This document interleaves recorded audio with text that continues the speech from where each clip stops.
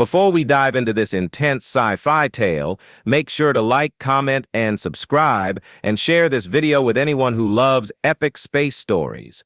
Your support helps us keep exploring the galaxy one story at a time. They killed 99 million humans.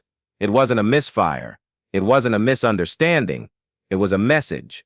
The Galactic Accord, a proud council of 500 civilizations, chose to burn Earth's largest cities in a show of cosmic dominance.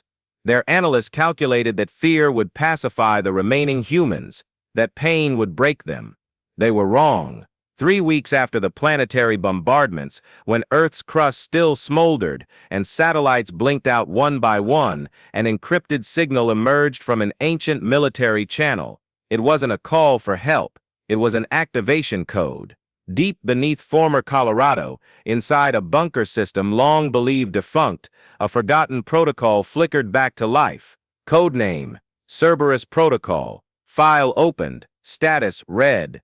The global AI defense net, once dormant under international law, now awakened with one singular directive: unleash contained assets. Across scorched continents, the Earth groaned and opened. Hidden facilities long buried beneath decades of urban development and secrecy came alive. Vaults opened, stasis chambers hissed, and monsters stepped out. Not monsters in form, monsters in legacy. Men whose names were never recorded in history books, whose actions were classified so deeply not even Earth's governments remembered them fully. These were the American Boogeymen, and at the head of them all, the myth wrapped in nightmare, was him. Codename: Baba Yaga. His real name had been erased. No fingerprints, no DNA on file, just whispers. A ghost of Earth's bloodiest operations, a man sent in when missions were deemed unwinnable, and teams never returned. He wasn't awoken, he woke himself, because he'd made a promise. If Earth ever cries out, I will answer. The Council didn't take the retaliatory strike seriously at first. A lone human stealth ship breached their security perimeter and dropped a pod on their war moon orbiting Zelter Prime. Inside was a message etched in steel: now it's our turn. Within hours, the war moon went dark. All 200,000 personnel on board? Gone. The surveillance feeds showed only one figure walking its halls before transmission ceased, a tall man in matte black armor, with eyes like dying stars. The Council panicked. They doubled defenses. They issued bounties. And still the bodies piled up. Baba Yaga didn't need armies. He was the storm. Meanwhile, the American Boogeymen executed surgical strikes across the galaxy. Diplomats vanished. Munitions depots imploded.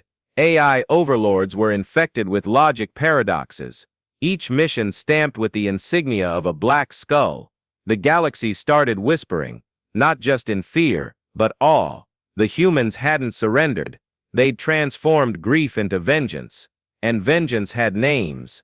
Every time a system reported a loss, one question echoed in hushed tones: was it him?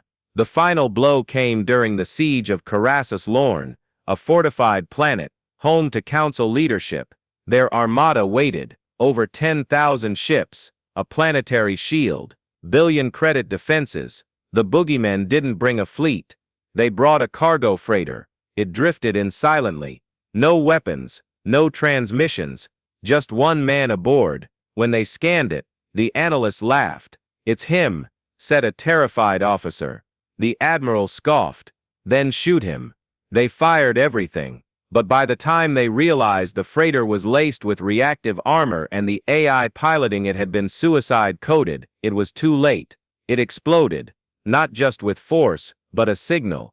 Across the planet, embedded codes inside Council machinery flipped. Systems went rogue. Weapons targeted their own.